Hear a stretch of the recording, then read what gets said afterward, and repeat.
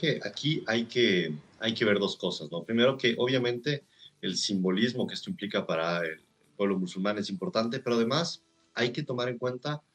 el contexto en el que esto se da, ¿no? Primero que nada, nosotros sabemos que el Pentágono, por ejemplo, suspendió el envío de misiles de defensa antiaérea y de municiones guiadas de precisión hacia Ucrania, porque justamente hay una preocupación de que las reservas de armas estadounidenses han caído a niveles críticos. Nosotros hemos visto el costo que significó la tensión con Irán y digamos, la respuesta del domo de hierro israelí frente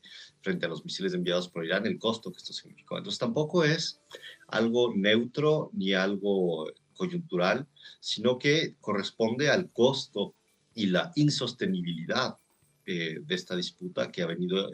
impulsando Estados Unidos, que ha venido financiando Estados Unidos y sus aliados europeos, que llega también a ciertos límites. Entonces, obviamente tenemos estas dos cosas, una oportunidad, sí, por el momento en el que se da esta discusión, pero además algo muy concreto y muy real que tiene que ver con el desgaste económico y militar que esto ha significado para Estados Unidos y para Israel también, y que no es sostenible.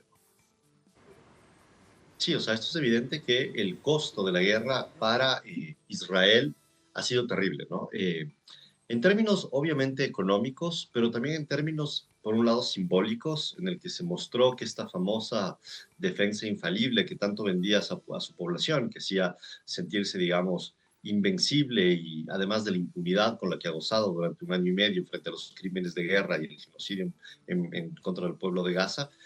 esto se va desmoronando poco a poco, se va desmoronando tanto en el derecho internacional como en la realidad de cuál es la capacidad de protección de Israel hacia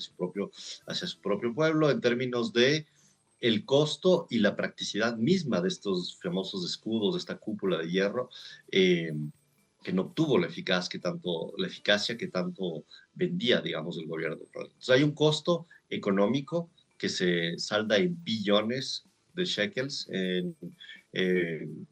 términos del costo de la guerra que ha significado para Israel. Hay un costo simbólico muy fuerte en el cual ya no aparece como esta fuerza invencible que tanto pretendía venderse hacia su propio pueblo, pero además el costo político que es gigantesco y nosotros vemos que el descontento hacia Netanyahu sigue creciendo cada vez más. Ya no solo es un repudio internacional, veíamos algunos diputados en Francia, por ejemplo, tratando de impedir que el criminal de guerra Netanyahu pase por el espacio aéreo cuando vaya por un vuelo internacional, por el espacio aéreo francés. Vemos como en el propio gobierno de Netanyahu está cada vez más debilitado y está caminando sobre una cuerda floja. Entonces esto tiene costos a varios niveles y diría yo es insostenible. Alguien lo decía hace pocos días. Eh, Netanyahu y las fuerzas de ocupación israelí podrían acabar con todo Hamas si quieren, pero nunca van a acabar con la resistencia palestina. La resistencia palestina es algo que no puede ser derrotado, no puede ser derrotado militarmente y solo podrá acabar cuando haya un triunfo hacia la paz. Bueno, aquí vemos algo crítico porque yo creo que en la forma en que se ha utilizado la crisis humanitaria que vive el pueblo de Gaza, construida obviamente con una ingeniería muy consciente desde el lado del ejército genocida de ocupación israelí, a lo que ha llevado es justamente a profundizar una deshumanización que el Estado de Israel viene construyendo desde hace décadas, ¿no? Nosotros sabemos que todo el estado de apartheid que ha venido instaurándose en los territorios palestinos, nosotros sabemos que todas las diferentes agresiones cotidianas que se llevan a cabo hasta antes de que inicie el genocidio han venido asentándose sobre una deshumanización del pueblo palestino. Ahora, claro, en este contexto ya el genocidio era una explosión terrible diría yo, de las peores expresiones de deshumanización y de crímenes en contra de la humanidad que han habido en este siglo. Eh,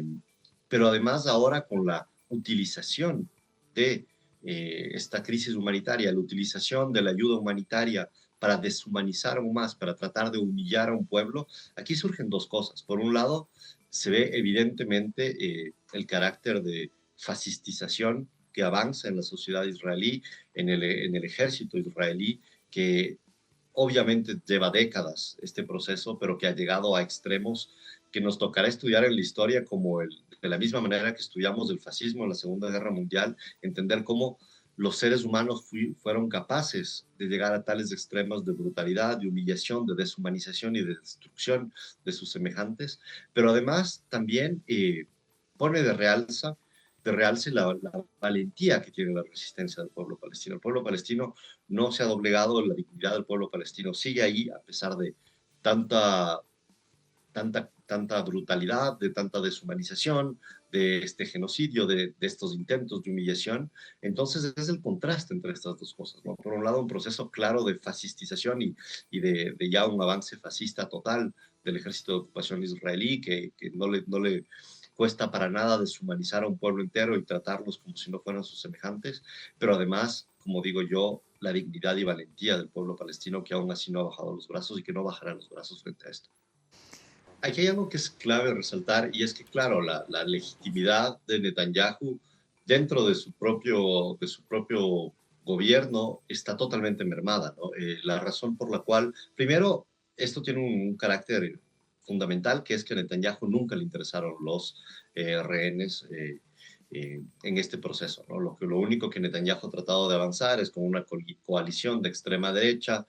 tratar de profundizar la colonización y la expansión de Israel en los territorios, obviamente palestinos, pero al igual que en Siria, al igual que en Líbano y en otros espacios. Nosotros pudimos ver la forma y hemos podido ver desde hace años ya la forma en que Netanyahu utiliza al enemigo externo y trata de construir una supuesta amenaza, ya sea iraní o palestina, para salvar su postura política de liderazgo de un gobierno que está cada vez más en crisis. Lo vimos, por ejemplo, cuando hubo justamente la agresión israelí hacia Irán. Eso se daba exactamente en el mismo día en que el Parlamento israelí, la Knesset, estaba a punto de votar un voto de censura hacia Netanyahu y pedir elecciones anticipadas por la falta de legitimidad que tiene el primer ministro.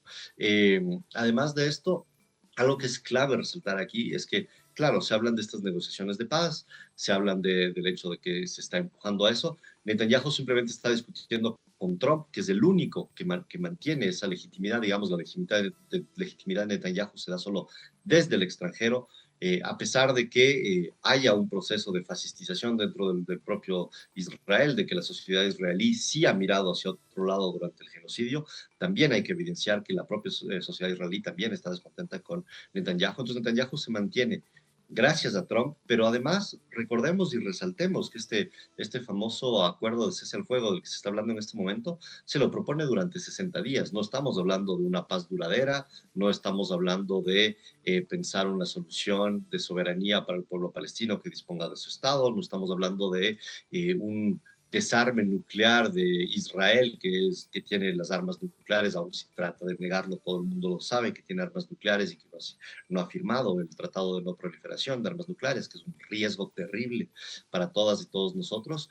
Y no se trata de eso, no se trata de un proceso largo hacia la paz, sino que se trata de una negociación de 60 días en la que quieren ver si es que logran recuperar a los rehenes para tratar de volver a salvar a Netanyahu, pero este tipo de cese al fuego ya lo vimos en un primer proceso con el pueblo palestino y no creo que pueda hacerse confianza en este momento al gobierno de Netanyahu para decir esta vez sí va a cumplir y va a haber un proceso de paz. No, lamentablemente lo que está sucediendo es un costo enorme que tuvo